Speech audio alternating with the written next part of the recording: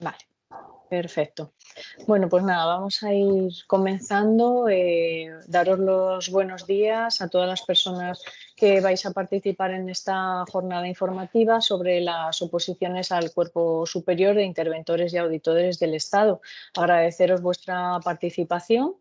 Esta sesión nos la ofrecieron desde la Asociación Profesional del Cuerpo Superior de Interventores y Auditores del Estado y la verdad que nos pareció muy interesante porque es una oposición que quizás desconocéis, incluso cuando hemos atendido a personas individualmente y tal, no es de las oposiciones que más pregunta la gente, quizás por ese desconocimiento, ¿no? Y entonces, bueno, vamos a tener a contar con dos ponentes hoy de lujo, que son Eva Gómez Escalonilla Rodríguez, que es licenciada en Economía por la Universidad Complutense, una exalumna, y actualmente es interventora delegada adjunta en el Ministerio de la Presidencia, Relaciones con las Cortes y Memoria Democrática.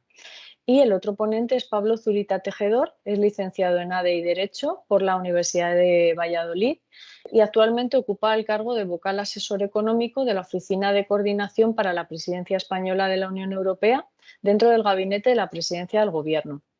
Entonces, bueno, contáis con dos personas que pertenecen lógicamente a este cuerpo, que creo que directamente os van a transmitir una información muy válida y que, bueno, aclararán también vuestras dudas. Haremos un turno de preguntas al final de la sesión, si os parece.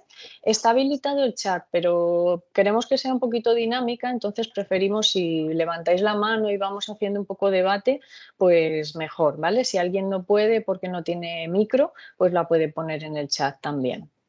Y bueno, pues nada más, os dejo con ellos que van a ser los que os van a aportar toda la información que necesitáis. Y muchísimas gracias a Eva y a Pablo por participar en esta sesión, por estar aquí. Nada, un placer. Muchísimas gracias, Diana. Y gracias a todos, lo que os ha dicho Diana, por asistir a la charla. Bueno, ya nos ha presentado Diana, no hace falta que me presentes, soy Eva Gómez y bueno, voy a empezar a contaros un poco en qué consiste nuestro cuerpo, qué somos los interventores y auditores del Estado, y Pablo continuará también con la presentación de cómo se prepara la oposición y finalmente os queremos contar nosotros un poco nuestra experiencia personal a la hora de decidir y preparar esta oposición, cómo fue y luego cómo ha sido nuestra vida laboral desde el momento en el que aprobamos. Así que bueno, para ello hemos preparado una pequeña presentación. Espérate que no estoy ahora. Voy a compartir pantalla y la voy a abrir para que la podáis ver. Disculpa que te interrumpa, Eva, que siempre luego nos preguntáis si vamos a poder facilitar la presentación. Eva nos la ha hecho llegar y entonces luego os la podemos pasar por email, ¿vale? O sea que no os preocupéis que la vais a tener. No hace falta que toméis apuntes en esta clase. Bueno, pues lo dicho, bueno, como os he comentado, este es nuestro cuerpo, el Cuerpo Superior de Interventores y Auditores del Estado, y queremos comentaros la posibilidad, cuando acabéis de vuestros estudios, de plantearos realizar una oposición para labraros un futuro. Entonces, bueno, os vamos a comentar un poco cómo organizamos esta presentación.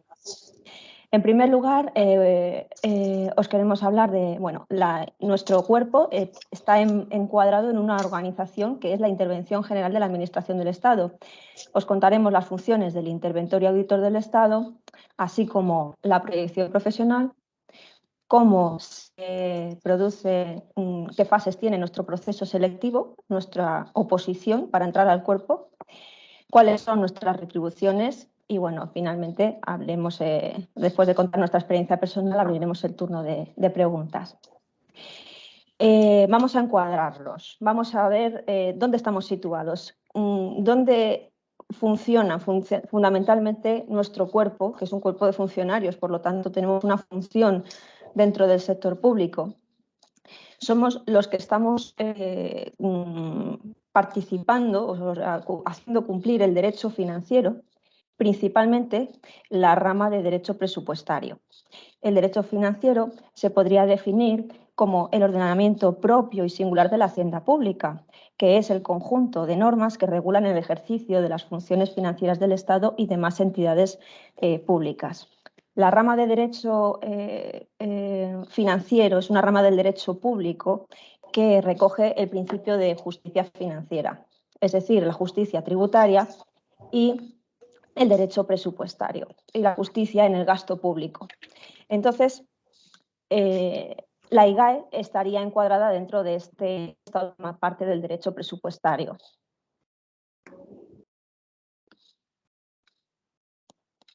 En cuanto a las competencias que tenemos, la Intervención General de la Administración del Estado, bueno, aquí hablamos un poco de... llevamos 148 años, no como Cuerpo Superior de Interventores y Auditores del Estado, sino con otras denominaciones que ahora os contaremos, pero sí, desde el año 1864 existen ya cuerpos dedicados a la contaduría general, a la contabilidad, al control del gasto, que son los que fueron las simientes de nuestro actual Cuerpo Superior de Interventores y Auditores del Estado. ¿Qué es lo que hacemos? Principalmente el control de la gestión económico-financiera del Estado. ¿Y qué es eso? Pues yendo a una definición muy básica en la Ley General Presupuestaria, en nuestro artículo 140 nos dice: la IGAE ejercerá, entre otras cuestiones, el control interno de la gestión económico-financiera del sector público estatal, con plena autonomía respecto de las autoridades y demás entidades cuya gestión controla. Lo de plena autonomía es importante remarcarlo. Si bien estamos dentro de la organización, es un control interno y estamos dentro de la organización del Estado, realizamos nuestras labores con la máxima independencia y la máxima autonomía posible. También tenemos asignada la gestión y dirección de la contabilidad pública, es decir, somos el centro directivo de la contabilidad pública del Estado. Y este cuerpo está adscrito al Ministerio de Hacienda y Función Pública. Por otro lado, os queríamos contar... A ver. Vale. El Cuerpo Superior de Interventores y Auditores del Estado tuvo su creación inicialmente... Bueno, como os voy a contar un poco de historia antes del Cuerpo Pericial de Contabilidad del Estado. Ya en la Constitución de 1812, que es la Constitución de Cádiz, que muchos conoceréis y recordaréis de las clases de historia, se crea la Contaduría General de Valores y Distribución. En ella se empiezan a realizar actuaciones de control del gasto. Es Laureano Figueroa Ballester, ministro de Hacienda, el que introdujo la peseta en el año 1868, el que nombró al primer interventor general, que era del Cuerpo Especial de Contabilidad y Tesorería del Estado. Y se creó esa oposición, ya se creó como cuerpo superior y una oposición para ser funcionario de ese Cuerpo Especial de Contabilidad. Además, José Echegaray, que bueno, le conoceréis, es Nobel en Literatura, matemático, ministro de Hacienda de la Primera República, encomendó a la IGAE la alta y noble misión de velar por la exacta aplicación de las leyes y por la guarda ilegítima y inversión de los caudales, de las rentas y de toda clase de pertenencias del país. Con lo cual otorga a la IGAE, mediante un decreto, el papel fiscalizador, interventor y contable. Esto es la historia. Actualmente, nuestro cuerpo tiene una misión de aumentar la eficacia en la contención del gasto, tan importante en la actualidad.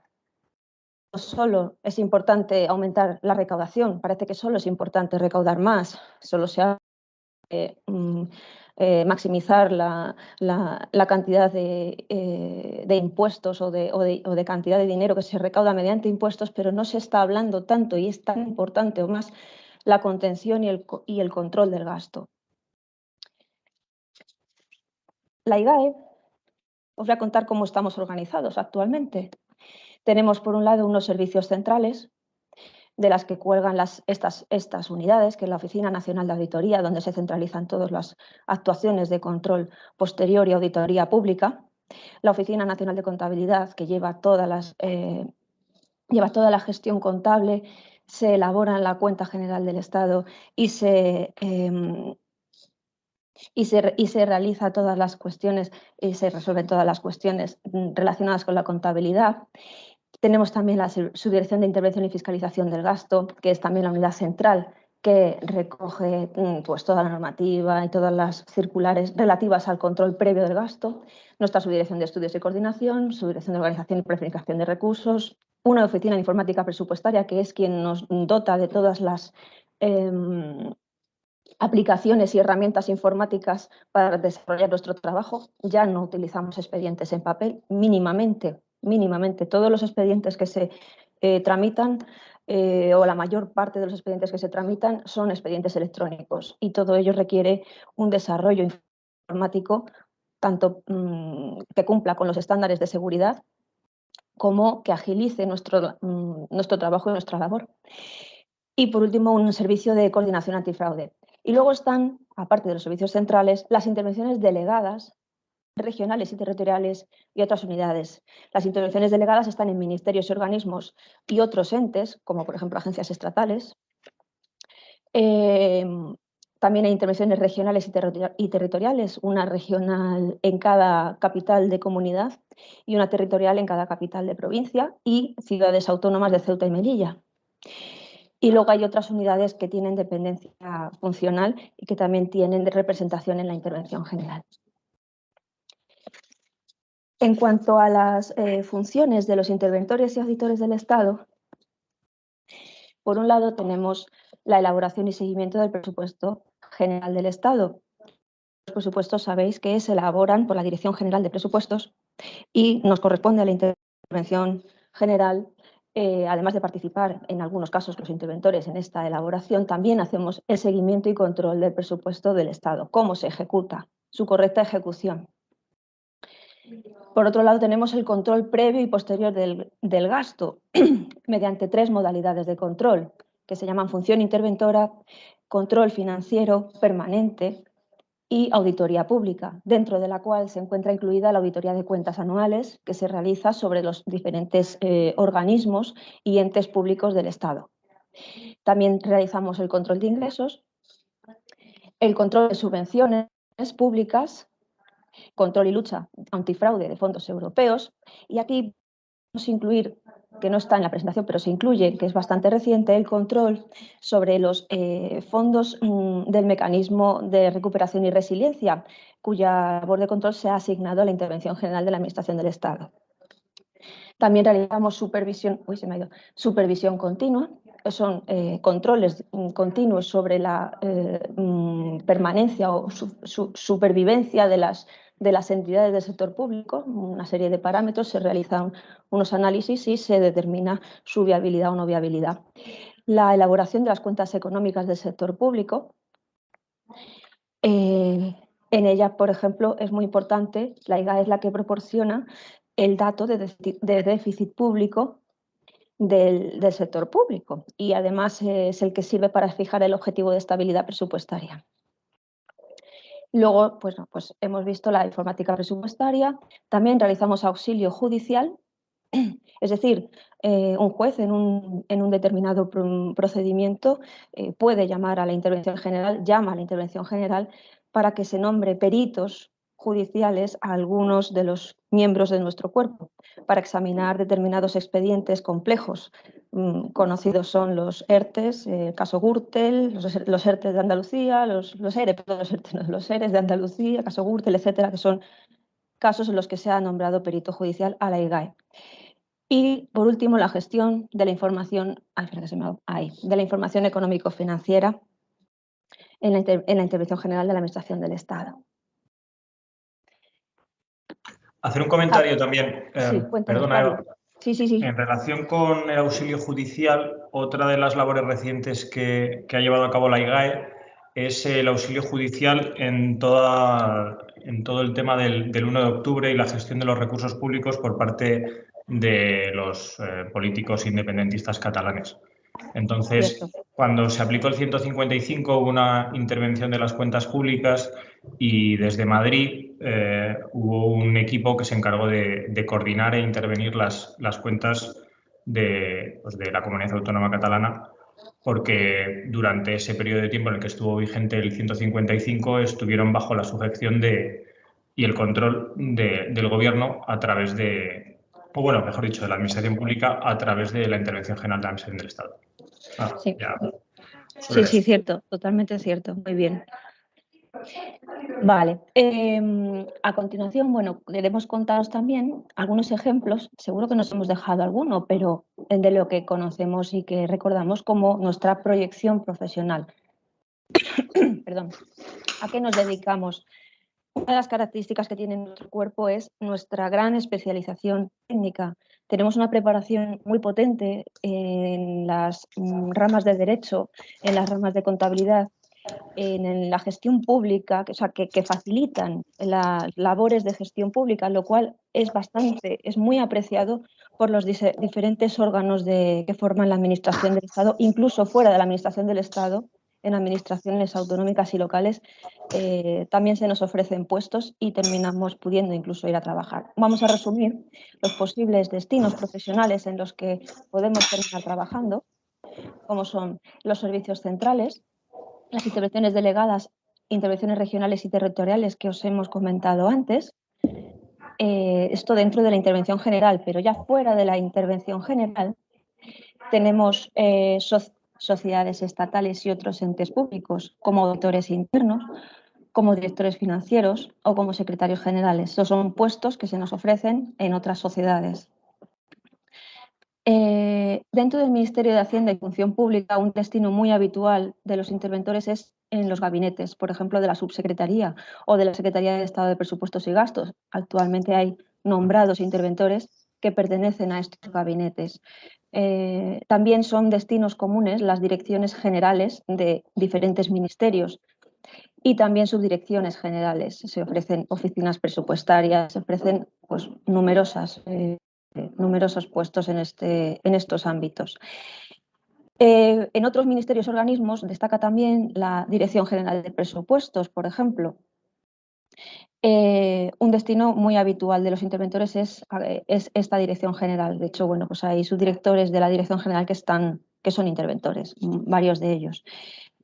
También en gabinetes de estos propios ministerios y organismos, otras subdirecciones generales y también en el Instituto de Contabilidad y Auditoría de Cuentas, que los que sois de la carrera de ADE y de Economía conocéis, porque bueno, son los encargados de fijar la normativa y regular a todos los auditores privados.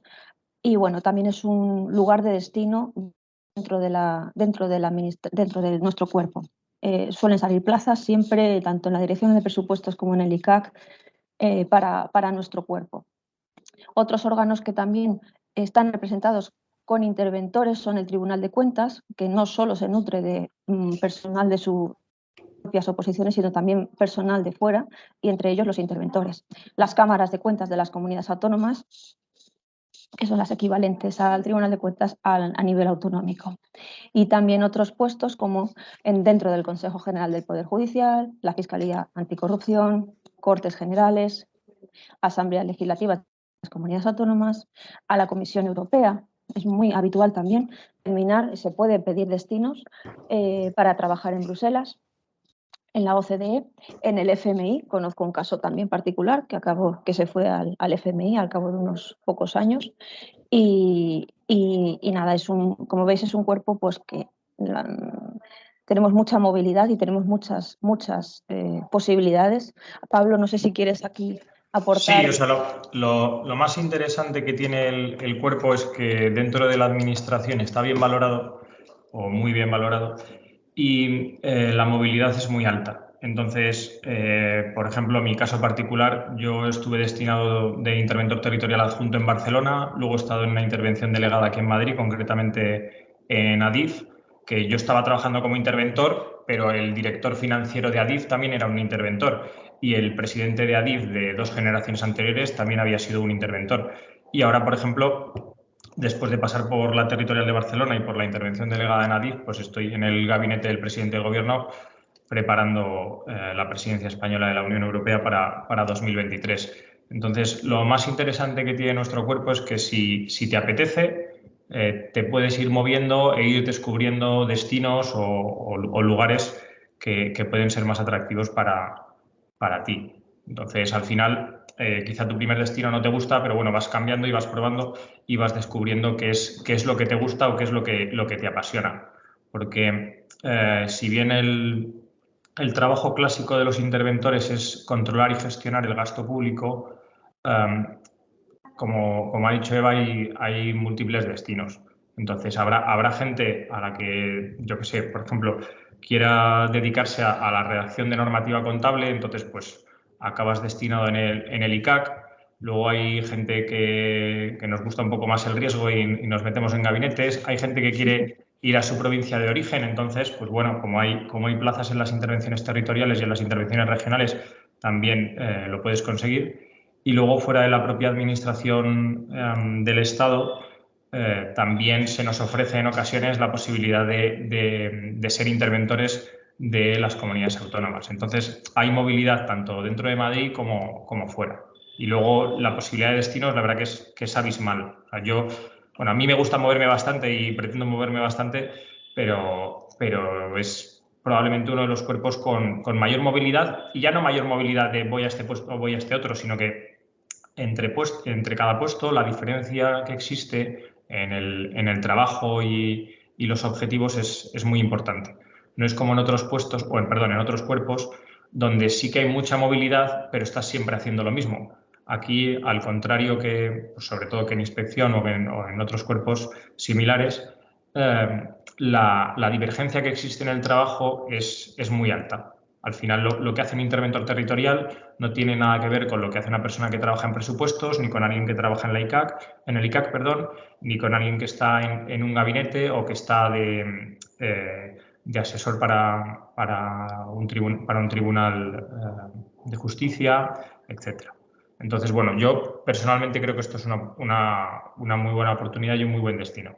Ahora os voy a contar brevemente, pues, los requisitos para opositar y cómo es el proceso de selección de la oposición. Pero bueno, antes de nada, sí que quería hacer un comentario, aunque lo vamos a ver después con los datos reales y actuales del número de opositores. Tanto Eva como yo hacemos esto de manera voluntaria porque lo que queremos es dar a conocer el cuerpo y que os animéis a opositar. Al final, lo hablaba con ella antes de empezar la charla. Yo, porque soy muy joven todavía, pero si tuviese un hijo, probablemente le animaría a opositar al cuerpo de intervención, no porque yo soy interventor, sino porque ahora mismo es la mejor oportunidad que existe en el mercado laboral. ¿Por qué? Porque hay una gran diferencia o una gran divergencia entre la oferta y la demanda. Hay una oferta de empleo público muy alta y, en cambio, el cuerpo de opositores, es decir, la gente que demanda acceder al cuerpo de intervención, es bajo. Lo vais a ver, pero vamos, no creo que haya unas oposiciones en España con mejor ratio que las nuestras. Y luego que son unas oposiciones a un cuerpo superior, que es una 1 y que te permite acceder luego a determinados puestos que con otras oposiciones no podrías. No podríais. Entonces, respecto a los requisitos, bueno, son unos requisitos bastante genéricos y propios de otras oposiciones. Hay que ser mayor de 18 años, hay que tener nacionalidad española y, además, hay que estar en posesión de un título de grado, licenciado, ingeniero o arquitecto. Pero bueno, como sois estudiantes de la Universidad Complutense, entendemos que próximamente adquiriréis ese grado. Entonces, la oposición. Lo difícil de esta oposición, o quizás el peligro que tiene esta oposición, es que son 6 exámenes. Entonces, hay muchas oportunidades de suspender, pero en sí no es especialmente difícil, ¿vale? Entonces, vamos a ver ahora un poco el contenido de los exámenes. Pero bueno, los exámenes en principio se realizan con un espacio de en torno al mes y medio de diferencia entre examen, lo que te permite repasar, no te permite estudiar el examen, pero sí te permite repasar el examen del que te vas a examinar. Y una vez que acabas los 6 exámenes, que ahora explicaremos un poco qué es lo que entra en cada examen, se accede al curso selectivo. El curso selectivo se imparte en el Instituto de Estudios Fiscales y ya es una segunda etapa de la oposición que nada tiene que ver con la primera, porque ya digamos que es una transición a la vida administrativa desde la vida estudiantil. Pero en el curso selectivo, al final lo que haces es conocer a tus compañeros de promoción y recibir clases de otros interventores, abogados del Estado y demás funcionarios. Y además, durante el curso selectivo ya estás percibiendo un salario. No es muy alto, pero por lo menos ya percibes una retribución. Entonces, la oposición. La oposición, como he dicho, se compone de 6 exámenes. Una de las virtudes que tiene ahora mismo la oposición, además de que el ratio es muy bueno, es que los 3 primeros exámenes son consolidables. ¿Qué significa esto? Que si sacas más de un 6 en cualquiera de los exámenes, la próxima vez que te presentes, y no consigues aprobar ese año, la próxima vez que te presentes, el siguiente año, no tienes que hacer ese examen. Entonces, si eres un estudiante que es tu primera vez y, oye, pues sacas un 6 en el primero y un 6 en el tercero y luego suspendes en el quinto, que puede ocurrir perfectamente. O sea, yo el primer año llegué al último examen, tampoco es, y no soy un rara avis, o sea, hay mucha gente que llega y hay alguno que aprueba. Entonces, si sacas más de un 6 en el primero, en el segundo o en el tercero, el próximo año, el próximo ejercicio, no tienes que hacer ese examen. Lo que está muy bien porque como es una prueba menos a efectuar y puedes dedicarte a estudiar el resto de exámenes. Entonces, hay un primer examen que es un examen escrito, ¿vale? Con 30 preguntas y es un examen de Derecho y de Economía. La parte de Derecho es Derecho Civil y Derecho Mercantil. No es especialmente complejo porque al final, bueno, no sé si alguno de vosotros es de Derecho o no, porque me he perdido un poco si eran de Economía o de Derecho o de las dos, pero pensad que, por ejemplo, en la universidad se estudia en torno a 3 años y medio o 4 años de Derecho Civil y aquí en la oposición hay 15 temas de Derecho Civil y Derecho Mercantil. Entonces, no se profundiza tanto como se puede profundizar en la universidad en el tema del Derecho Civil o del Derecho Mercantil. Y luego el área de Economía, que son 15 preguntas, es preguntas de microeconomía, de macroeconomía, de economía española y de economía mundial. Entonces, al final, digamos que es una especie de examen de cultura general administrativa donde no se profundiza en exceso, pero bueno, hay que estudiarlo, efectivamente, como todo. Y son 5 horas. Luego hay un segundo examen. Este examen, como ya he comentado antes, es consolidable. Luego hay un segundo examen, que es un examen de contabilidad y matemáticas financieras. Entonces, este examen, la parte buena que tiene, por llamarlo así, es que es un examen muy similar al examen de contabilidad y matemáticas financieras que tienen los inspectores de Hacienda, que tienen los técnicos de Hacienda, que tienen los técnicos de auditoría y que tiene el cuerpo de gestión de la Seguridad Social. Entonces, este examen, aunque el de intervención está orientado desde otro punto de vista, pero bueno, la materia sobre la que se examina es muy similar, que es el Plan General de Contabilidad, alguna resolución del ICAC y, bueno, a realizar operaciones financieras, tampoco pues a actualizar importes y calcular amortizaciones y demás. Este examen se puede preparar prácticamente en toda España, en cualquier academia que prepare otros cuerpos distintos del de intervención. Yo lo hice así, por ejemplo. Luego, el tercer examen, que es un examen de contabilidad avanzada o contabilidad superior, digamos que depende del año, puede ser un poco la piedra de choque de la oposición porque es más difícil de preparar y las tres materias sobre las que se examina son la consolidación de estados financieros, el análisis de estados financieros y la contabilidad de costes. Desde mi experiencia, la contabilidad de costes tenía un nivel similar a la contabilidad de costes de la universidad. De hecho, yo creo que mi profesora de la universidad era más exigente que los exámenes que yo hice de la oposición de contabilidad de costes. Luego, la consolidación de balances es difícil, pero bueno, una vez que dominas la contabilidad financiera es simplemente ir un paso más. Y el análisis financiero fundamentalmente es o bien ser capaz de realizar estados de flujos de efectivo o bien calcular una serie de ratios. Entonces, no es especialmente complejo. Yo, por ejemplo, este examen lo estudié por mi cuenta con unos manuales de la universidad. O sea, es un poco, me parece más difícil preparar individualmente el segundo examen, el de contabilidad financiera y matemáticas financieras, que el de contabilidad superior. Luego hay un cuarto examen, que es un examen de idioma, y se puede elegir entre inglés y francés. La verdad, es un examen bastante sencillo que no está previsto, vamos, yo creo que estaba previsto más pues, para gente de otras generaciones que no estudiaban inglés o no lo sé. Pero bueno, hay una traducción del inglés al español, que es más fácil que si fuese una traducción del español al inglés.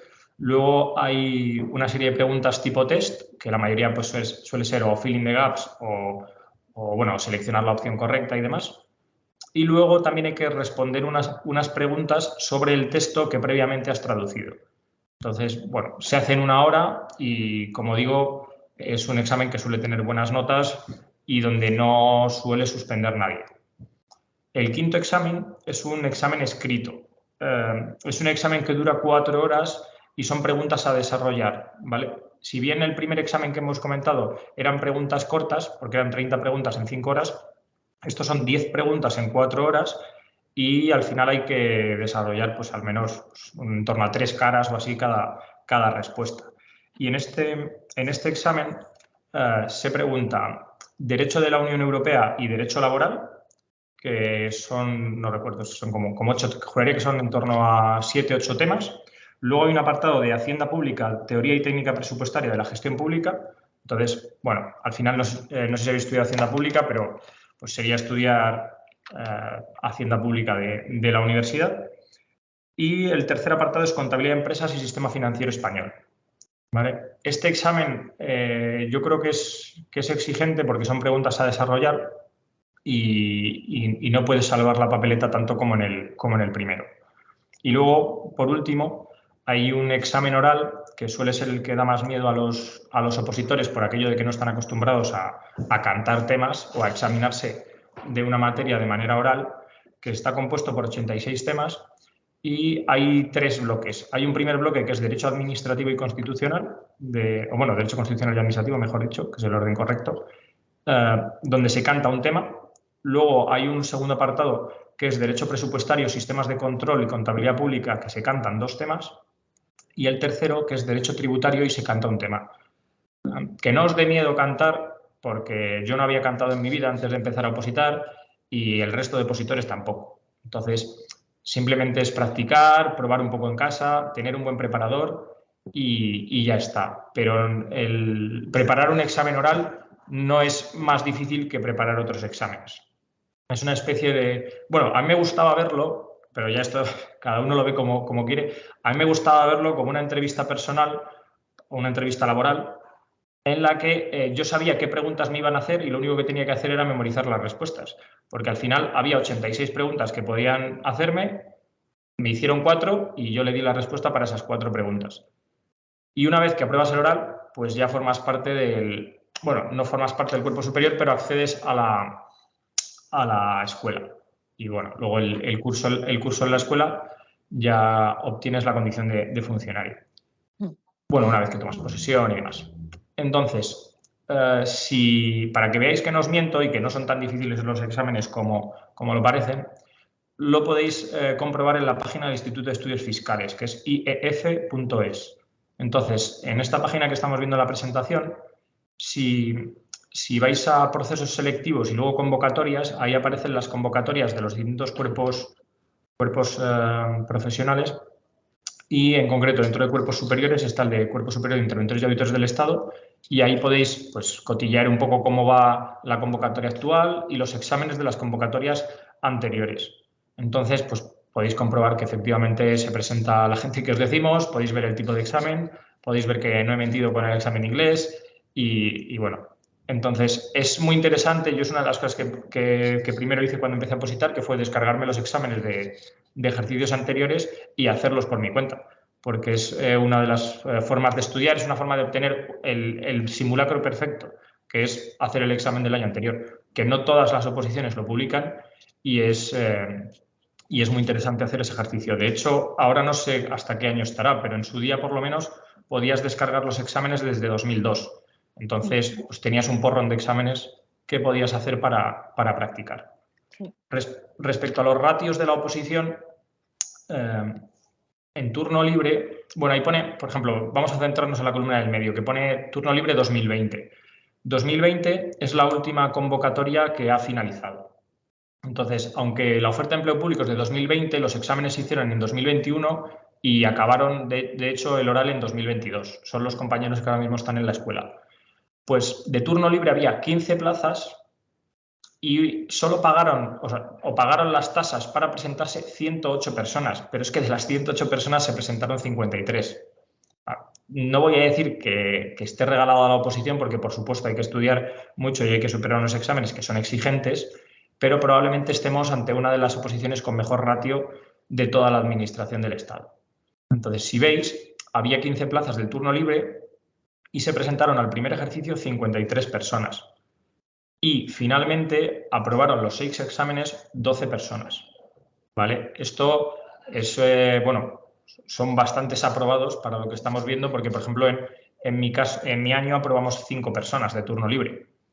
Y bueno, por ejemplo, para la oferta de empleo público que está actualmente en vigor, que es la oferta de 2021, que están comenzando a hacerlos, creo que van a hacer el primer examen pronto, había o hay 31 plazas convocadas y solo han firmado la instancia 89 personas. Todavía no sabemos cuánta gente se ha presentado, pero es muy probable que se presenten 40 o 50 personas al primer examen, lo que de nuevo pues, provocaría que estemos ante uno de los mejores ratios que podemos encontrar dentro de la administración. Si pasamos a la siguiente presentación, tenemos un ejemplo de la última convocatoria que ha finalizado, la oferta de empleo público de 2020, pero que, bueno, como he dicho, el oral se hizo en enero y febrero de 2022, o sea, este año. Como veis, de los 50 y tantos que se presentaron al primero, aprobaron 22 y 13 sacaron más de 6. Entonces, el próximo año no tenían que hacer el examen en caso de suspender. Luego hay más gente que ha aprobado el segundo que el primero porque se incorporaría algún consolidado de otros años, pero al final el escrito previo al oral lo aprobaron 19 personas y el oral 12. Entonces, como veis, si el primero lo aprueban 22 personas y este año tenemos 31 plazas, no estás compitiendo contra nadie, sino que estás compitiendo contra ti mismo y contra el temario.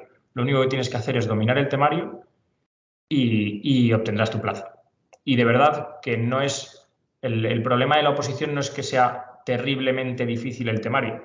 El problema que tiene, o bueno, que tengamos una tasa tan baja de presentados es porque la gente desconoce esta oposición, no porque sea muy difícil aprobar o incorporarse al cuerpo, que evidentemente es exigente porque es un A1, porque es un cuerpo superior de administración y porque no le van a regalar la plaza a nadie. Pero uno de los mayores desventajas o hándicaps que tiene esta oposición es que no es conocida. Pero bueno, eso es un problema para nosotros como interventores porque queremos tener los mejores compañeros posibles y que se incorpore la gente mejor preparada. Pero en realidad para un estudiante es una virtud que esta oposición sea desconocida. De hecho, es una ventana de oportunidad que tenéis vosotros de conocer esta oposición porque la conocéis vosotros y no la conoce otra gente y entonces estáis compitiendo únicamente contra vosotros y no contra posibles rivales. Esto no es una oposición de correos o de Guardia Civil donde se presentan 40.000 personas, sino que, como veis, pues se presentan unos 100 y, bueno, pagan unos 100 para presentarse y luego se presentan 50 o 60. Entonces, yo, de verdad que porque no tengo ahora mismo ningún hermano pequeño en edad de opositar, pero si no, le invitaría a opositar. Luego, en la diapositiva siguiente tenemos las retribuciones. El curso selectivo que pone 12.600 euros al año es porque mientras estás en la escuela, una vez que apruebas los exámenes, te pagan el salario, bueno, que es el salario de A1 básico y nada más, que son unos 1.000 euros al mes.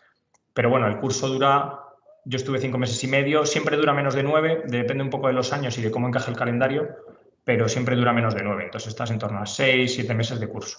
Luego, en tu primer destino, tienes un nivel 26, donde las retribuciones son 53.000 euros brutos al año, que está bastante bien. No creo que encontréis ninguna consultora ni ninguna empresa privada que os pague 53.000 euros recién licenciados de la universidad. Y luego, inmediatamente al año siguiente, digamos que durante este año todavía no se te considera en prácticas formalmente, pero estás ahí en una situación un poco de provisionalidad, y al año siguiente se te concede el nivel 28 y las retribuciones varían entre los 65.000 y 74.000 euros en función del destino. Luego ya, a partir de ahí, pues depende un poco cómo se mueva cada uno. Hay gente que rápido consigue un nivel 30 o que se va a la gestión, o hay gente que prefiere seguir varios años en un puesto que le ha gustado y que está peor retribuido, o bueno, eso varía un poco, pero ya pues nos vamos a más de 75.000 euros, etcétera. Y luego, por último, como habla ahí de alta dirección, al final, pues un director financiero de una empresa pública o bueno, los propios directores generales, el director general de presupuestos es interventor, el interventor general, pues evidentemente también es interventor. Hay varios puestos dentro de direcciones generales y otros niveles que están retribuidos con un importe superior a los 100.000 euros anuales, ¿vale? Entonces, bueno, por resumir un poco lo que hemos contado, se trata de una oposición que tiene un gran reconocimiento dentro de la administración, pero este reconocimiento, sin embargo, no redunda en conocimiento fuera, entonces somos prácticamente desconocidos. Las retribuciones son altas comparativamente con lo que vais a encontrar en cualquier empresa privada. La carrera profesional es excepcional porque hay muchísima movilidad y se pueden ocupar puestos muy diferentes dentro de la administración porque, repito, no es solo poder moverte, es decir, tienes un mal jefe o tienes malos compañeros o tal y te quieres mover, sino que te puedes mover a puestos muy distintos. O sea, yo ahora no hago nada de lo que hacía antes en la intervención delegada en Adif, y en Adif hacía cosas poco parecidas a lo que hacía en Barcelona. Entonces es muy interesante eso porque si apruebas la posición y te das cuenta que no te gusta tu primer destino, pues te vas a otro y vas probando hasta dar con el desempeño que más te gusta. Y luego aparte tiene todas las ventajas de ser un funcionario de la administración pública porque permite la conciliación personal y familiar. Al final aquí una mujer que se queda embarazada, pues no tiene ningún problema luego para tanto conservar el puesto como ascender y que se le considere el tiempo que ha estado de baja por maternidad. Luego hay beneficios a la hora de entrar en... bueno, eso igual lo sabe mejor Eva, porque yo me pierdo un poco, pero hay beneficios a la hora de entrar, es decir, hay entrada flexible. Nosotros podemos entrar normalmente entre las 7 y las 9 de la mañana, pero si tienes hijos menores de una determinada edad, pues entrar hasta las 10 para llevarlos al colegio, etcétera. Entonces, la verdad que pertenecer a la administración pública es una maravilla a efectos de conciliación personal y laboral. Y luego ya por último, si queréis, os comentamos un poco brevemente cómo ha sido, bueno, no sé si hay alguna duda, y si no, os comentamos un poco brevemente cómo fue nuestra experiencia para opositar, por qué opositamos y cómo lo hicimos, porque al final yo creo que quizás lo más interesante y lo que os puede atraer más. Sí, Entonces, una cosita solo, Pablo. En la diapositiva última de esta presentación que os pasaremos, tenéis aquí nuestra página web y el contacto con nuestra asociación por si necesitáis consultar o queréis consultar alguna cosa. Estaremos encantados de responderos nosotros o otros compañeros de la asociación que nos tenéis a vuestra disposición. Y si queréis, lo que hacemos, yo creo que finalizo la presentación ya y así nos veis las caras para, para que os contemos. A ver, finalizar. Espera, es que tengo que abrir esto yo. Ahora ya. vale. Dejar de compartir. Eso Ya es. está. Genial. Perfecto. Ya está. Hay un chico que quiere hacer una pregunta. Sí. Rodrigo, no sé si quieres levantar la mano o hacerla a través de chat. Bueno, puedo hacerla a través de voz. Muchas gracias. Perfecto. En primer lugar, muchas gracias por vuestra presentación. De decir que no conocía el Cuerpo Superior de Auditores e Interventores y muchas gracias por traerlo a nuestra atención. Y mi pregunta es, has mencionado las horas de entrada. ¿Cuál sería normalmente la hora de salida? Y si es habitual llevarse trabajo a casa, o sea, si la densidad de trabajo es alta. A ver, te cuento si quieres yo dentro de la intervención, dentro de la IGAE, porque Pablo está fuera de la IGAE y tiene unos horarios, llamémoslos más flexibles, ¿no? Ah, mierda. ¿Hay algún ruido? Bueno, no, espero que no pase nada. Dentro de la intervención general, actualmente Rodrigo, tenemos... ¿puedes ahora? Ya. Actualmente tenemos un horario en el que se combina la presencialidad con la no presencialidad. Tenemos horario presencial 6 horas y media al día y horario no presencial, es decir, un 80% y todos los días y en las mañanas, o sea, esos serían los requisitos, y el resto, el otro 20% en tardes y en el horario y en las tardes que consideres y que un poco consensúes con tus jefes. Entonces, el horario, yo que tengo que llevar a mis hijos algunos días al colegio, estoy llegando como a las 9, me voy a las 3:30, hago mis 6 horas y media en la mañana presencial y luego me voy a comer y hago mis horas de tarde necesarias para cubrir el otro 20%, en 2-3 tardes a la semana, más o menos. Sí, esto es bien sencillo. Hay que hacer 37 horas y media. No, hay que hacer 40. En la intervención bueno, sí. general hacemos... En Madrid si pides si los... Sí, hay 37 y media de mínimo y luego normalmente se suele solicitar voluntariamente hacer 40. Eso es. Y de esas 40 se está implantando el teletrabajo, está por desarrollar, pero bueno, el teletrabajo que actualmente se puede disfrutar es de un 20% de la jornada. Y se decidió que esa jornada fuera la parte de las tardes. Entonces, trabajas por la mañana el 80% de esas 40 horas y luego el 20% restante por las tardes. Pero vamos, que normalmente suele haber bastante libertad a la hora de entrar, a la hora de salir. Mientras la gente cumpla, suele haber bastante libertad. Por ejemplo, nosotros en Adif, yo tenía compañeros que entraban a las 7 de la mañana, yo solía llegar sobre las 8 y había compañeros que entraban a las 7 y había compañeros que llegaban a las 9, pero porque eso depende un poco de dónde viva cada uno, cómo le cuadre, etcétera. Eso es. Mientras el trabajo esté bien, la gente cumpla los horarios y demás, no pasa absolutamente nada. Ya hemos dicho que hay libertad de entrada entre las 7 y las 9, también depende un poco del centro directivo, pero normalmente suele ser así. Entonces, al final a nadie le van a exigir que haga más de esas 40 horas dentro de la intervención general. Luego, bueno, en gabinete vendes tu alma por un tiempo, pero bueno, es muy divertido y de verdad que también merece la pena la experiencia. Pero dentro de la intervención general, máximo 40 horas. Vale, muchas gracias. Sí, la otra pregunta que hacías, te la respondo también, el nivel de trabajo y de exigencia. Vale, nosotros tenemos, o sea, somos funcionarios de grupo A1, eso no se olvide.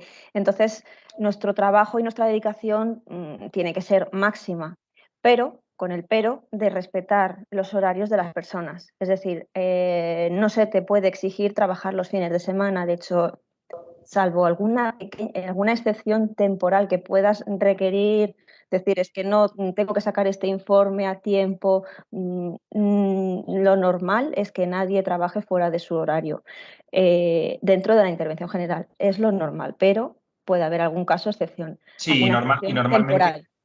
y normalmente da tiempo a hacer el trabajo o la carga de trabajo que tenemos dentro de las 8 horas diarias. O sea, no hay, si te administras bien y eres una persona eficiente, da tiempo.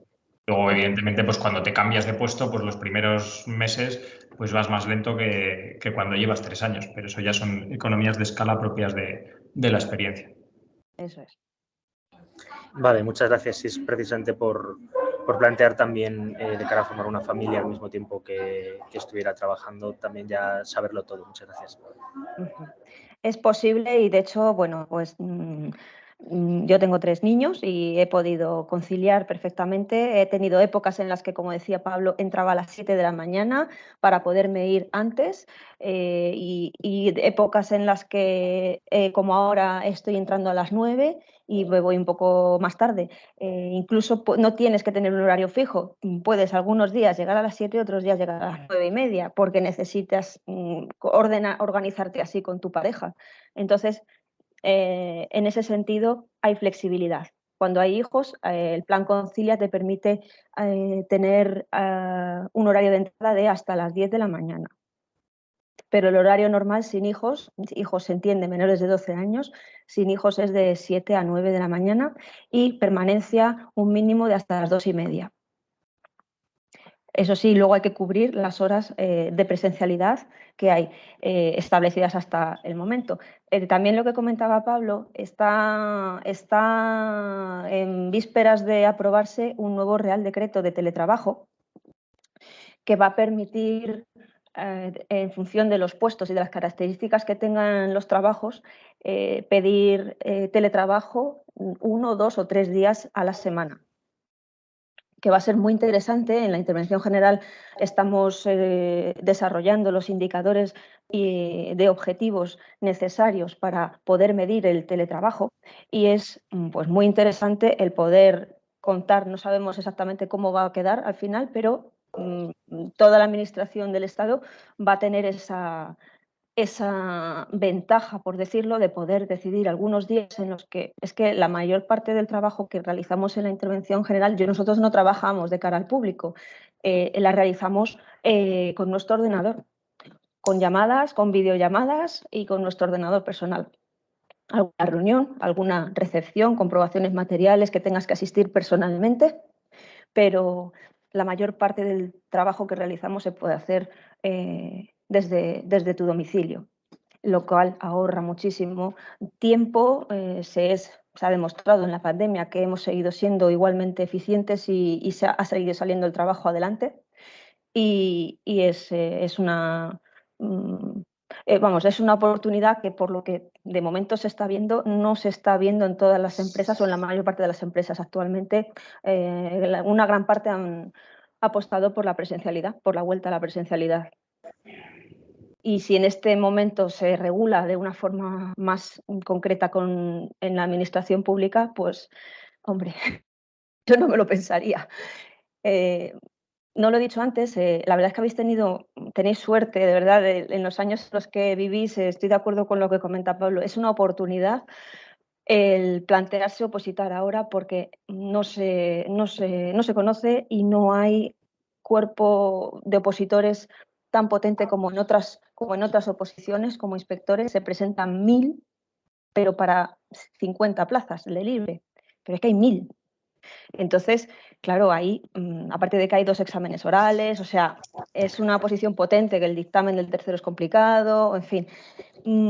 Ahora mismo es una oposición que presenta muchas ventajas y que cuando yo estudiaba es que yo no tenía ni idea de su existencia. Fue gracias a un profesor de la carrera, de quinto, de economía, los que sois de economía le conoceréis a lo mejor, Emilio Albi, que ha escrito muchos libros y manuales, pues tuve el gusto, que en paz descanse el hombre, tuve el gusto de conocerle y fue él el que me nos informó al final de una clase que si alguien quería comentar con él posibles oposiciones, que pues nos lo iba a contar. Y gracias a él conocí a una interventora, me puso en contacto con ella y ella fue la que me contó todo lo que consistía en nuestra oposición y me encantó. Y salí de allí diciendo, esto es lo mío, me encanta, yo quiero trabajar en esto. Me gustaría ser interventora y trabajar con esta señora. Y al final, cuestiones del destino, después de aprobar la oposición, fui a la intervención territorial de Melilla. Después de Melilla estuve otros 2 años en control de fondos europeos y acabé en el Ministerio de Educación con la que me contó, con esa interventora que nos contó las maravillas y todo lo que ella había hecho, que había sido incluso interventora general. O sea que fue como un cierre del círculo maravilloso. Y después de allí he acabado en el Ministerio de Presidencia como interventora adjunta y nada, la verdad es que os puedo decir, como decía Pablo, esto es, hay un mundo laboral abierto y muy interesante, porque lo que dice lleva toda la razón. Es que si no te apetece dedicarte tanto a auditoría, quieres ir a más fiscalización previa de gastos, pues te vas a un lugar que tenga más de eso. O que no te apetece esto, que quieres ir a más parte normativa, pues te vas a una subdirección de fiscalización o te vas a la Oficina Nacional de Auditoría, te puedes mover. Que te aburres de estar todo el rato controlando gasto, pues te vas a gestión como ha hecho Pablo. Y entonces estáis con unas grandes posibilidades de ir y es muy interesante. A mí siempre me ha gustado mucho el gasto público, buscar políticas, el control, o sea, el ver la eficiencia. Yo estudié economía y la parte de Hacienda Pública, especialidad en Hacienda Pública, entonces siempre me ha gustado muchísimo toda la parte de la eficiencia del gasto público. Políticas fiscales, análisis de efectos, o sea, todo, la desigualdad, o sea, siempre me han parecido súper interesantes. Entonces, esto no es exactamente, pero sí que damos un poco de toque en la intervención desde ese punto de vista. Tratamos de dar recomendaciones a los gestores desde un punto de vista de la mejora de la eficiencia. Así que, pues, después de este rollo que os he contado, quería deciros que que podéis preguntarnos más cosas, ¿vale? Que lo que queráis, estamos aquí. A ver si alguien tiene alguna pregunta más que hacernos. De lo que queráis, de lo que Sí, estamos abiertos a cualquier pregunta. Y más que nada porque si no preguntáis, os cuento yo mi experiencia, que es peor. Entonces, no sé qué vais a preferir. Es un poco susto muerto. Alguien Sí, levanta la una mano. manita. Sí. Hay una manita. Andrea Sánchez. Vale. Pues pregunta, por favor. Hola, no sé si me escucha bien. Sí, Sí, perfecto, Andrés. Yo tenía una pregunta en relación a una cosa que había mencionado antes Pablo, pero más que nada porque no lo conozco. Vale. Había dicho que cuando nos había puesto un ejemplo de los participantes que habían intentado entrar en 2020 y demás, Sí. ha mencionado plazas de turno libre. Sí, porque es que, a ver, hay turno libre y promoción interna. Para turno libre seríais vosotros, que sois estudiantes de la universidad, y promoción interna es aquella persona que ya es funcionario de un grupo inferior. Entonces, se puede hacer promoción interna si eres del grupo A2, ¿vale? Para ser interventora. Hay dos vías. O bien accedes directamente desde la universidad, que es el turno libre, o bien accedes mediante promoción interna, que es para aquellas personas que ya sean funcionarios del grupo A2. Entonces, no nos hemos centrado en esa vía de acceso porque nos afecta directamente. Bueno, ni directa ni indirectamente, porque las plazas que hemos dicho, las 31 plazas que hay de turno libre, son exclusivamente de turno libre. No competís con los de promoción interna. Entonces, pues no hemos considerado conveniente comentároslo, nada más. Ah, vale, de acuerdo, muchas gracias. Gracias, Pablo, por aclararlo, porque en eso sí que tienen a veces dudas de las diferentes formas de acceso a la administración pública y también a veces en los niveles, pues porque Sí. la nomenclatura, como además cambió de A a B y tal, que Sí, no hay sepáis que es problema. el cuerpo de A1 es el cuerpo de licenciados e ingenieros del Estado. Entonces, bueno, del Estado y grado, sí, ahora mismo graduados, ¿vale? Entonces, que tengáis eso en cuenta tanto en la Administración General del Estado como en cualquier administración pública. Es el cuerpo superior, ¿vale? En este caso. Denisa tenía una pregunta. Sí, buenos días. Es en cuanto a los exámenes, que no me ha quedado muy claro. Si, por ejemplo, haces un examen, el siguiente lo suspendes, al siguiente ya no puedes acceder. Eso es, no puedes acceder. A ver, uno de los problemas que tiene, casi todas las oposiciones de cuerpos superiores es que son muchos exámenes. Entonces, si suspendes un examen, quedas eliminado definitivamente. La virtud que tiene, y que por eso os ha generado un poco, quizá algo de confusión, es que excepcionalmente en esta oposición se puede consolidar los 3 primeros ejercicios. Es decir, si sacas más de un 6 en el primero, en el segundo o en el tercero, el próximo año no tienes que hacer ese examen. Pero eso es una virtud que tiene esta oposición. Pero efectivamente, si suspendes cualquier examen, quedas eliminado del proceso. O sea, hay que aprobarlos todos. Lo único que tienes la suerte de que puedes haber sacado un 6 en el primero y en el tercero, y suspender en el cuarto, y al año siguiente no haces el primero y el tercero, sino que comienzas en el segundo y saltas directamente al cuarto. Lo que es una suerte para ti, porque ese año, además de competir con pocas personas, el resto de personas van a tener que estudiarse los 6 ejercicios y tú solo 4. Vale, muchas gracias. Y otra pregunta, Sí. ¿dónde empezamos a buscar para apuntarse a la oposición y todo eso, quiero decir? Academias. Bueno, a ver, yo no soy muy amigo. Os cuento un poco. No academias, sino empezar a pagar, empezar el año que viene las tasas y todo eso me refiero. La convocatoria, bueno, me imagino sí. que se refiere a dónde encontrar la convocatoria. Sí. La convocatoria se publica en el Boletín Oficial del Estado. Luego, si sigues a la cuenta que tiene el Cuerpo Superior de Interventores, la Asociación de Interventores, en Twitter o en Internet también aparece la convocatoria. Luego, las principales academias están al tanto y se lo reenvían a sus alumnos. Pero vamos, la convocatoria normalmente suele dar, creo que son 20 o 30 días hábiles para presentarte, 20 días para pagar las tasas.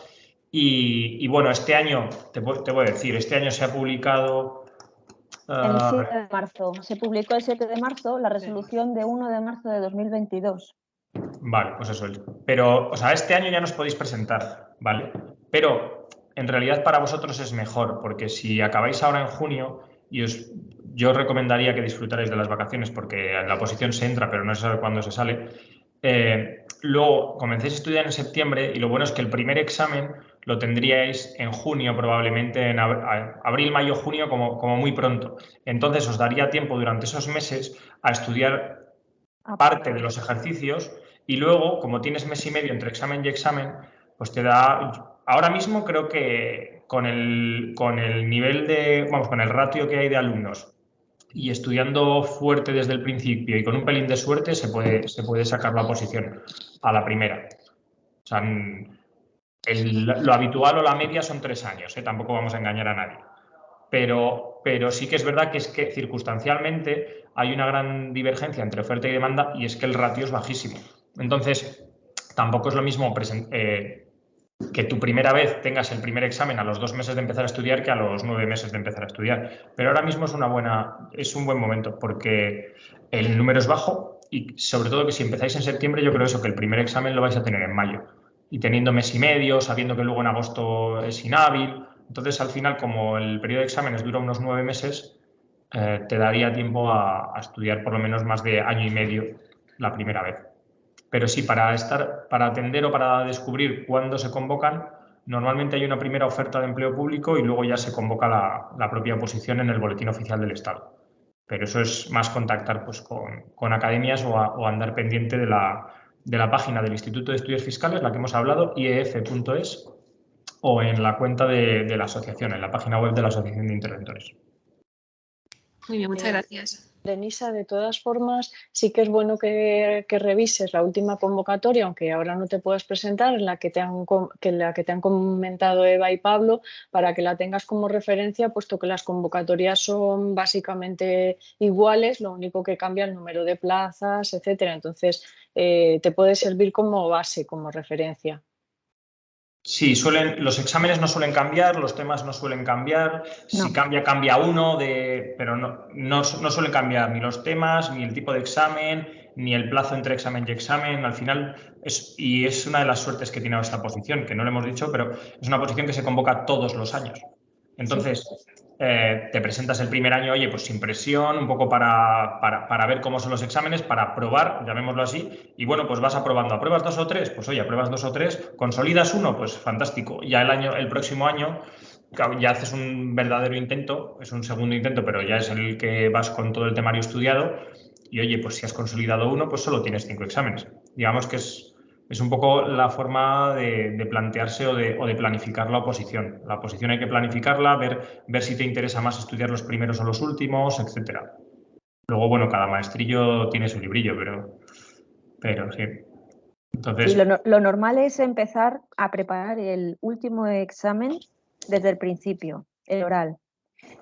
Porque cantar temas, como ha dicho antes Pablo, es complicado de hacer bien desde el principio y además hay que dedicarle tiempo para memorizar.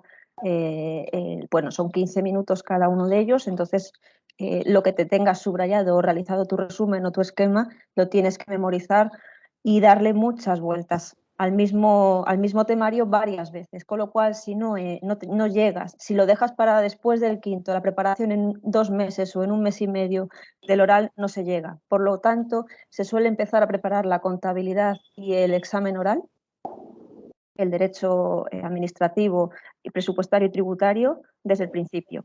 Y ya el primero, que es el de Derecho Civil, Mercantil y Economía, se prepara normalmente uno por su cuenta, se lo puede preparar, se resume los temas de la academia que suele tener los temas, se los resume y se lo prepara por su cuenta. Y entonces lo que estás es preparando, y el inglés es un nivel, era un first, entonces cuando yo me examinaba, y creo que más o menos continúa siendo el mismo, sí, un first certificate, y en francés más o menos igual. Entonces, esos son los que quizás son los que tenéis vosotros que prepararos y tener un poco en cuenta ese esquema. Hay que empezar a preparar el oral desde el principio. Un preparador particular o en una academia te pueden ofrecer toda la preparación. Sí, yo también recomendaría comenzar a estudiar por el oral. Yo no lo hice, pero porque soy un poco kamikaze, pero ya cada uno. Yo ya, ahora desde la experiencia probablemente recomendaría estudiar el oral primero. Pero bueno, también tenéis que contar, por ejemplo, me imagino que la mayoría, no sé si sois de Madrid, pero al menos si residís en Madrid, En Madrid están pues, ya no las principales academias que todos conocemos, sino los principales preparadores, llamémoslos privados o personalizados. Que la gente que oposita desde provincias, como me pasó a mí, yo soy de Palencia y yo oposité viviendo en Palencia, pues no tenemos esa ventaja competitiva o tenemos una desventaja competitiva, como queráis entenderlo. Entonces yo, por ejemplo, el primer examen, que es un examen escrito, lo estudié por mi cuenta, yo compré los apuntes y ya está. El segundo examen, que como he dicho es un examen de contabilidad financiera que se parece bastante al de otras oposiciones, pues fui a una academia a Valladolid que preparaba técnicos de Hacienda, que en realidad el nivel de interventores era bastante más exigente, pero bueno, pues me adapté. El tercero lo estudié por mi cuenta con manuales de la universidad. El inglés, bueno, es inglés de andar por casa para el nivel de hoy en día. Y luego el quinto examen es el examen escrito, ese también, pues compré los apuntes y ya está. Y lo estudié por mi cuenta. Y el sexto, digo, bueno, pues como de momento me ha ido bien, el primer año había probado todo así de carrerilla, pues llegué el sexto, compré los apuntes del sexto después de aprobar el escrito, perdón, el quinto, y compré los apuntes del oral después de aprobar el quinto. Y pues evidentemente no me dio tiempo, porque tenías un mes y medio para preparar un examen oral y, oye, pues no había manera. Entonces, como no había preparadores del oral y el interventor territorial de Palencia no estaba interesado en preparar alumnos, contacté con el interventor territorial de la Seguridad Social y nada, preparé con él y aquí estoy. O sea, que luego al final... Y eso que digamos que partía de una desventaja, que estando en Madrid, de verdad que muchos de los opositores son de fuera y en Madrid hay una ventaja competitiva porque es donde están las principales academias, donde están los mejores preparadores privados y bueno, pues yo aprovecharía la oportunidad. Yo no gano nada con esto, con las charlas, más allá de, bueno, destinamos vuestro tiempo, pero bueno, sí que hay un punto de egoísmo porque a mí me gustaría tener los mejores compañeros posibles, entonces cuanta más gente oposite, pues mejor selección se hará. Pero de verdad que es no sé, una dedicación altruista por nuestra parte y simplemente es daros a conocer la oposición y el cuerpo porque creemos que es una grandísima oportunidad de mercado. Eso es. Eso es. Y bueno, no sé si habrá alguna pregunta más. ¿Tenéis alguna pregunta más? Atreveros a preguntarnos de verdad lo que queráis. Aprovechad esta oportunidad que luego que tenéis información de una fuente directa, de dos en este caso.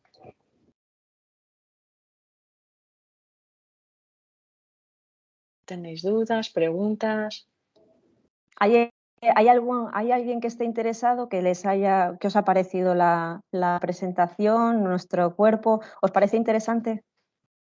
¿Os animaríais a opositar? ¿O os parece más interesantes otras oposiciones o otros trabajos que el nuestro?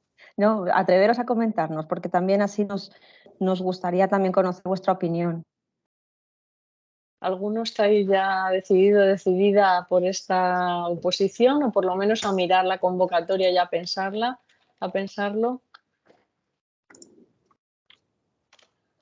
Bueno, preguntan cómo es de viable aprobar esta oposición sin ser de derecho. 100% viable, 100%, no hay ningún problema. No hace falta haber estudiado Derecho. Derecho se estudia muy bien por tu cuenta. Yo soy de Económicas, soy de Económicas, primer ejemplo. Y de mi promoción había una licenciada en Químicas y una licenciada en Matemáticas. Sí, y en mi promoción hay una filóloga hispánica y bueno, y conozco un ingeniero de minas que es interventor. O sea que luego al final, ¿sabe? Lo que pasa es que hay gente que suele estudiar, al final estudias una carrera por vocación. Y cuando luego descubren que en el mercado laboral no tienen la proyección que a ellos les gustaría, tratan de encontrar otra salida. Y la suerte que tiene el cuerpo de intervención o la oposición de interventores es que no te exige una carrera en concreto, porque, por ejemplo, si quieres opositar a judicaturas tienes que ser licenciado en Derecho o graduado en Derecho. En cambio, para ser interventor, lo único que se pide es que apruebes los exámenes. En realidad, mientras tengas un nivel suficiente en el Derecho y la contabilidad que se exige, da lo mismo que seas licenciado en Matemáticas que seas... no sé, profesor de inglés. Entonces, lo dicho, no es necesario haber estudiado, o sea, no es un requisito para opositar ser licenciado en Derecho o graduado en Derecho en este caso. Y el Derecho es las ciencias jurídicas se pueden estudiar. No es como otras ciencias que igual hay que tener una cabeza brillante para estudiar. En cambio, el Derecho De hecho, tradicionalmente el cuerpo de opositores, sobre todo los que son más mayores, suelen venir de económicas, no vienen de derecho. Suelen venir de económicas porque es donde estaba, pues bueno, pues la contabilidad, las matemáticas financieras, etcétera. Entonces, lo que no quita a que alguien de derecho pueda perfectamente preparar la oposición, ¿vale? Aunque tenemos contabilidad de sociedades y contabilidad financiera, matemáticas financieras, etcétera, como habéis visto en los exámenes, es una preparación hasta divertida. Fijaos lo que os digo, dentro de lo que es estudiar una oposición, puede hasta incluso, o sea, supone un descanso, esto dicho, vamos, con mi propia experiencia y dicho por otros. Después de estar estudiando temas y memorizando párrafos, ponerte a hacer un supuesto de contabilidad financiera es, es una maravilla. Entonces, esa combinación dentro del propio temario también te da, a mí es una de las cosas que me atrajo de esta oposición, que no es solo estudiarse el derecho laboral, como son los inspectores de trabajo, o solo estudiarse, bueno, pues cada una tiene su parcelita, pero las de jurídicas son tremendamente duras porque es que es todo el mismo temario preguntado de diferentes maneras, pero es el mismo temario. Entonces, esta que combina una parte financiera, matemáticas, contabilidad con derecho es bastante amena a la hora de estudiar, dentro de que una oposición, bueno, dentro de, si me permitís la expresión amena, estudiar una oposición es duro, pero es relativamente más amigable que otras oposiciones diferentes a la nuestra. Una pregunta más, dudas, opiniones. ¿Alguien ha escrito en el chat? Paula, muchas gracias. Que muchas gracias.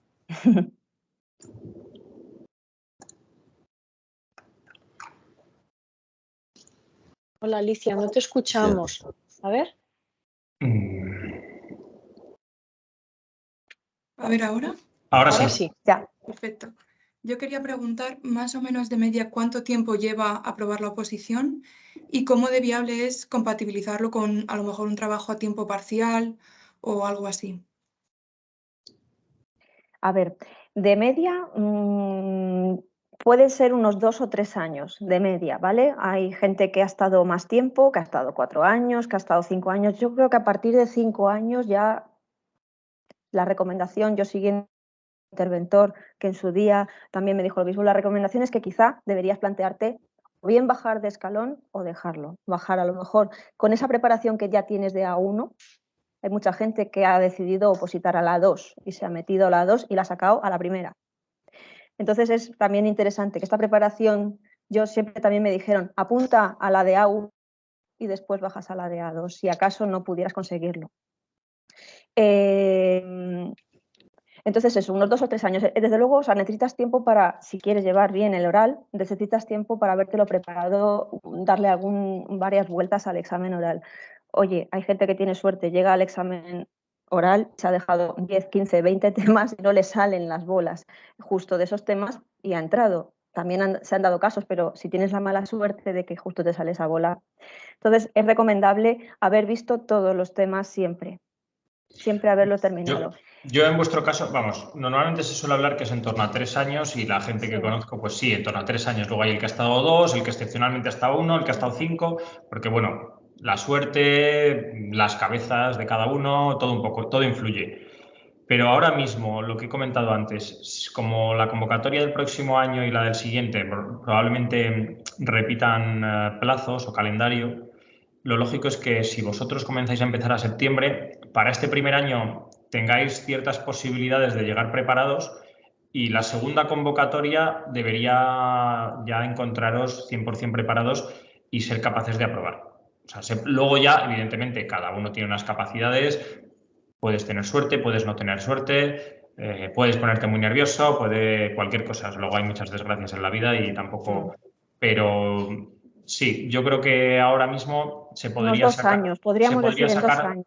Sí, más que 2 años, a la segunda. O a la segunda, eso.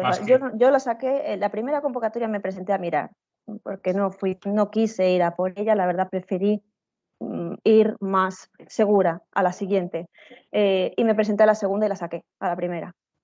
sea, esa sí iba ya preparada y consideré que ya iba preparada y me la saqué. También es que en mi año todavía no se podían consolidar ejercicios individualmente. Era o se sacaba entonces, claro, te obligaba a plantearte una oposición como algo quizá más a largo plazo.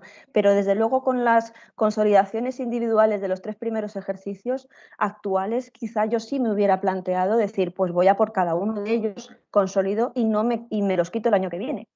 Seguramente Claro. el primer... Ahora ya hay que hacer un poco el ejercicio de decir, igual me interesa centrarme este año en el primero y la contabilidad y dejar el oral para el siguiente porque ya lo voy a consolidar, etcétera.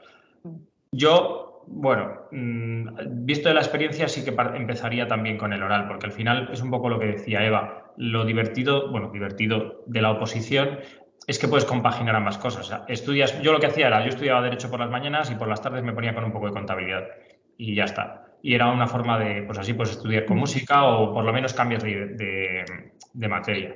Una forma un poco de organizarte para que no sea muy repetitivo. Pero sí, en torno a 2-3 años, yo creo. 2 o 3, sí. La segunda pregunta que hacías, Alicia, sobre la posibilidad de compaginarlo con un trabajo a tiempo parcial, yo te cuento mi experiencia. Yo trabajaba a tiempo parcial también los fines de semana en una tienda de ropa, o sea, así te lo cuento, cuando empecé a estudiar la oposición. ¿Qué ocurría? Que cantaba los temas el sábado, me iba corriendo a trabajar y trabajaba sábado y domingo enteros. Y no tenía ningún día de descanso, porque el resto de días de la semana también estaba dedicada a estudiar y pues, a acudir a clases a la academia y a estudiar el resto del tiempo. ¿Qué ocurre? Pues que acabé bastante cansada después del primer en un año creo que ya decidí dejar el trabajo y, bueno, por supuesto lo comprendieron y bueno, decidí pues eso, meterme, porque requiere tiempo, o sea, requiere dedicación. Si vas a trabajar 30 horas, desde luego no te lo recomendaría, porque son muchas horas. En mi caso eran 12 horas, creo, de trabajo, y bueno, lo podía compaginar, pero claro, acababa agotada. Necesitas un día de relax, necesitas un día de despejar la mente, de salir de tu agujero de estudio, de tu habitación o de tu biblioteca, de donde estés, y irte a hacer lo que te apetezca, a tomarte unas cañas o a la montaña a caminar o lo que quieras hacer. Pero, oye, conozco gente también de mi promoción, una persona estaba trabajando en una auditora, perdón, y estaba tan frita que dijo, voy a opositar, y en 6 meses se presentó al primero y fue aprobando examen a examen. Eso sí, se dio la panzada de su vida, su salud se vio resentida, la pobre mujer estaba, pero se la sacó a la primera y estaba trabajando en una auditora privada. Entonces hay casos y hay excepciones. No sé si cuenta como trabajar a tiempo parcial, pero yo tengo un compañero de promoción que cuidaba de sus 3 hijos. Entonces, exacto. Al final, bueno, dejó de trabajar para opositar pero cuidaba de los 3 hijos, que es una responsabilidad, cada uno en un colegio y cada uno en una edad. Y bueno, sí. Digamos que yo recomendaría, si se puede, pues dedicación absoluta para poder tener, pues bueno, tiempo para despejar la mente. Pero hay gente muy esforzada que es capaz de compaginarlo con trabajar a tiempo parcial o con eso. Sí, hay gente que lo consigue, o sea, que imposible no es, pero sí que os recomendaría que si estáis planteándoos opositar, que no lo dejéis. Voy a trabajar y más adelante ya me meto a opositar. Ahora es el momento, porque recién acabada la carrera tienes la mente más preparada para el estudio que más adelante. Hay mucha gente que se ha arrepentido de no hacerlo. Compañeros míos de promoción que entraron a trabajar todos de cabeza pues a diferentes empresas, al final se arrepintieron porque, bueno, entran, pero con unos sueldos bastante miserables y con unos horarios infernales, y a los 2 años o así acabaron todos fuera. También pilló la crisis, entonces, bueno, acabaron fuera muchos de ellos y en ese momento ya después opositar se les hizo más difícil. Entonces, si estáis interesados, el momento es y tenéis la capacidad, pues, tenéis una situación personal y familiar que os pueda ayudar, que os pueda apoyar,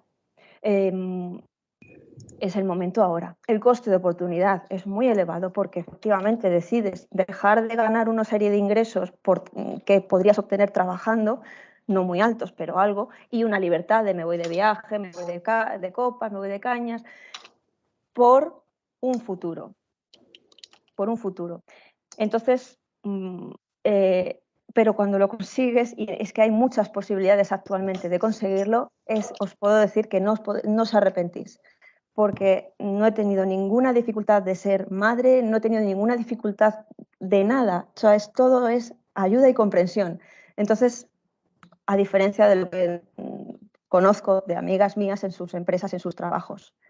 Entonces, bueno, aparte de ser, ya lo habéis visto, pero os lo puedo decir, como experiencia personal, el trabajo es enriquecedor. A mí me gusta.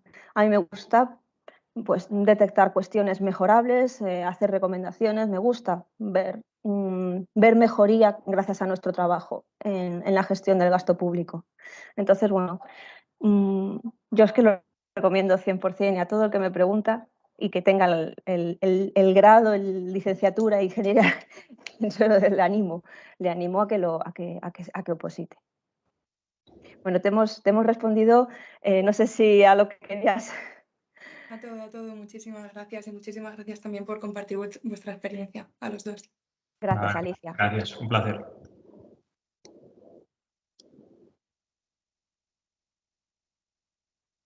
Ahí no te oímos, Diana. Perdonad, que había quitado el micro. Hay dos preguntas. Creo que una, si es necesario opositar desde Madrid. Sí, eso ya hemos respondido que no. No, a ver, tienes una cierta desventaja respecto a otros, pero a día de hoy, de hecho, varios de los preparadores privados que están en Madrid preparan por Skype, o sea que tampoco se puede preparar el oral por Skype, no hay problema. La pandemia en eso ha supuesto un avance. Sí. Vale. Carla también pregunta si se da el caso de que hay más aprobados que plazas. Los aprobados que no hayan conseguido una, ¿no tienen ningún tipo de ventaja para la próxima convocatoria? No hay ningún tipo de privilegio. Al final hay igualdad de trato entre todos los opositores. Entonces, no. Si ha consolidado alguno de los 3 ejercicios, sí, se librará de hacer, si ha sacado un 6 o más en alguno de los 3 primeros ejercicios, se librará de hacer ese primero, segundo o tercero o los 3 ejercicios. Pero bueno, también te digo que va a ser muy difícil. De momento, en los últimos años no se ha dado ese caso. En los últimos años te hablo de bastantes años. Los últimos por lo menos 10, 12, 13, 14 años no me suena que haya habido ninguna convocatoria en la que se hayan superado. O sea, en todas las convocatorias han quedado plazas libres. Lo cual sí, vamos, en mi año de libre había 31 plazas y aprobamos 5, o sea que... Sí, no sé. En la mía había 12 solamente y aprobamos 6. Y mi convocatoria es de 2008 y ya llevaba tiempo siendo esto un factor común de todas las convocatorias, que se quedaban plazas libres. No sé, Carla, a lo mejor te refieres que hay otras oposiciones que tienen la opción de que las personas que no aprueban se queden en una lista de interinos o una cosa así. No sé si es a lo mejor por ahí va tu pregunta. Si es así, en esta no hay lista de interino y supongo que las plazas, lógicamente, que no se cubran, pues las convocan en la siguiente convocatoria, van incluidas junto con las de oferta de empleo público. Bueno, no acrecientan las plazas del año siguiente, pero es que no hay ningún problema, porque es lo que venimos hablando. Si es que este año han aprobado 12 y había 20 y tantas, ahora hay 31 plazas y no se van a cubrir 100%, nos podemos jugar el cuello los dos. Entonces, no te preocupes, Carla, que no va a ser un problema. O sea, si consigues estudiarte el temario y llevarlo bien, la plaza es tuya. Es así. Si te interesa de verdad, estudias con el deseo de conseguir ahí y le pones toda la voluntad para conseguirla, es así, la plaza la consigues, salvo imponderables, pero si es así y si es cierto, la suerte, como me decía también un compañero, no solo hay que tenerla, también hay que buscarla y hay que darle la oportunidad a que haya esa suerte. No es, ay, qué suerte has tenido, no, es que yo me lo llevaba bien estudiado y ese día lo pude demostrar. Eso es la suerte de sacarse una oposición. No es suerte. En este caso es un trabajo que llevas detrás hecho durante meses, durante algunos años incluso, que se demuestra en unos días determinados. Y sí, hay una mano levantada. Sí, hola, buenas. Hola. Nada, perdonad por si repito preguntas, pero es que justo acabo de venir las prácticas que casualmente estoy haciendo en la IGAE. Anda, no me Y- digas, qué bien. Sí.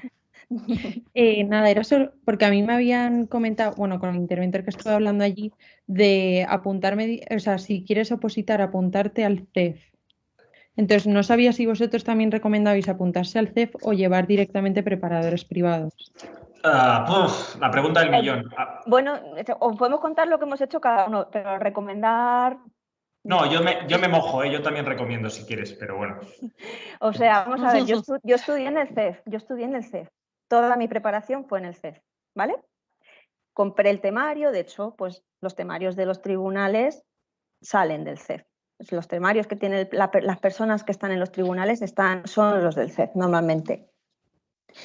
Pero también te digo que en mi promoción había gente que no estaba en el CEF, estaba fuera, estaba con un preparador que o bien le preparaba la contabilidad o la contabilidad preparada por fuera o la estudiaba por su cuenta. Entonces, recomendable. A mí me parece interesante la academia porque, aparte de que te mantiene al día y que te hace trabajar y te hace simulacros y te hace, bueno, pues te hace un poco la organización. Bueno, esto es mi experiencia personal, insisto, no es una recomendación, es una experiencia personal. A mí me parece interesante, pero que no es la única opción. Sí que es cierto que la que más opositores suele sacar, también porque tiene mucha más gente preparando, es el CEF, ¿vale? Que es una cuestión también del número de personas que preparan, de todos esos que se presentan, de los 89 a lo mejor vienen 40 del CEF.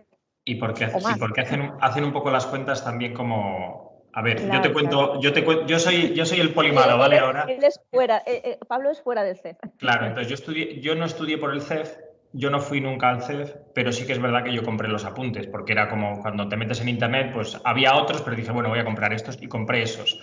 Entonces, para las estadísticas de aprobados, aparezco como alumno del CEF. Nunca jamás pisé una oficina del CEF.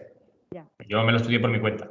Pero, virtudes y desventajas de ir a una academia de las grandes o a un privado. La academia va a tener más recursos, pero evidentemente el trato es menos personal. Entonces, ya es un poco lo que estés buscando. Los preparadores privados probablemente estén más encima de ti, pero igual tienen menos recursos, tiene algún riesgo, porque, bueno, normalmente los preparadores privados están un número de años preparando y luego lo dejan. La academia va a permanecer, pero nada impide que tú estés con un preparador en la academia y la academia diga, bueno, hemos cambiado de preparador, ahora estás con otro, que te puede ocurrir. Sí, A mí me ocurrió. Para la contabilidad, para el oral, etcétera. Entonces, mi opinión es, ve a informarte a las academias que hay, al CEF, creo que el CTO también prepara y bueno, alguna más, y yo me informaría también en los preparadores privados para que te cuenten un poco su experiencia, su ratio de alumnos y es un poco preguntar sobre todo a los opositores que hayan aprobado recientemente. Y bueno, yo conozco las dos vertientes. Normalmente suele haber un 50% que viene del CEF, otro 40% que viene de los preparadores privados que hay en Madrid y luego el 10% de los que venimos de provincias que nos hemos buscado la vida. Entonces, es un poco más o menos así, por lo menos la experiencia que conozco yo.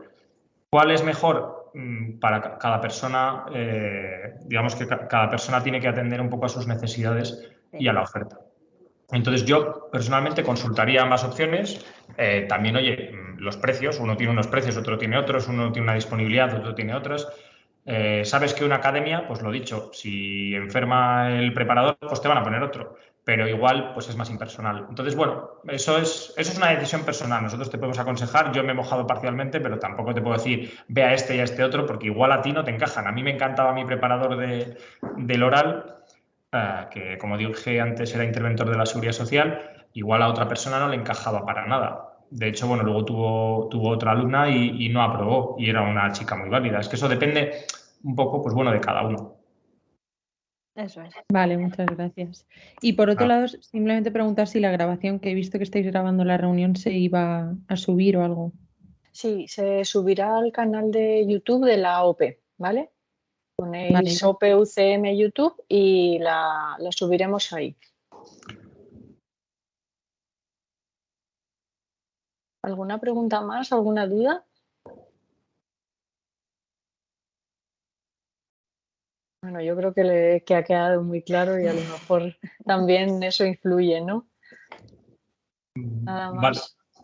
Vale, pues si queréis lo dejamos aquí. No sé. Sí, si no Bueno, hay ninguna duda, ninguna pregunta, nada más, pues lo dejamos. Pablo, no sé si querías añadir algo. No, yo simplemente es que tengo un poco de prisa porque tenía una reunión a 1:30, entonces, pero vamos, que no hay ningún problema, sí, no te preocupes. Están acostumbrados a que llegue tarde.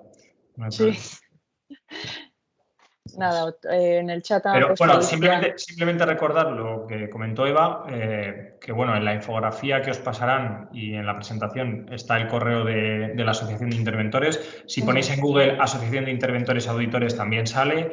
Ahí os informarán de academias, de preparadores, de cuándo salen las oposiciones, de los ratios, de todo. O sea, lo que os hemos contado nosotros lo tenéis allí. Y bueno, la gente que gestiona esa página web son encantadores, así que no, de verdad que son todo facilidades. Y bueno, yo ojalá hubiese conocido esas cosas cuando empecé a opositar porque no tenía ni idea. Así que eso, que aprovechéis la oportunidad, que de verdad que merece mucho la pena y que bueno, a ver si en el medio plazo pues nos veis por la IGAE y nos decís, oye, yo oposité porque tú me diste una charla. Porque fuimos Oye, a la charla de la OPE, de la UCM. Sí.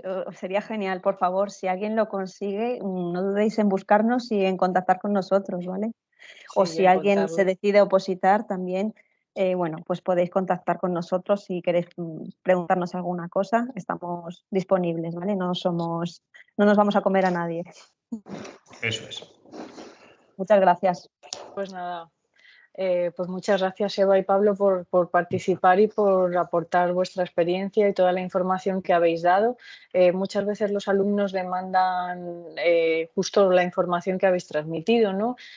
Funciones, puestos de trabajo, qué se pide, cómo es la convocatoria, convocatorias anteriores, bajo qué condiciones se trabaja, que muchas veces también es una cosa que parece que no se puede preguntar sobre ello y que interesa y bueno, yo creo que todos se lo habéis aportado. Entonces, también agradeceros la participación a todas las personas asistentes y cualquier cosa que necesitéis que podamos ayudaros en la OPE, pues sabéis también dónde estamos. Nada, muchísimas gracias a todos. Pues nada, gracias Hasta a otro vosotros por día. la oportunidad. Muchas gracias. Gracias.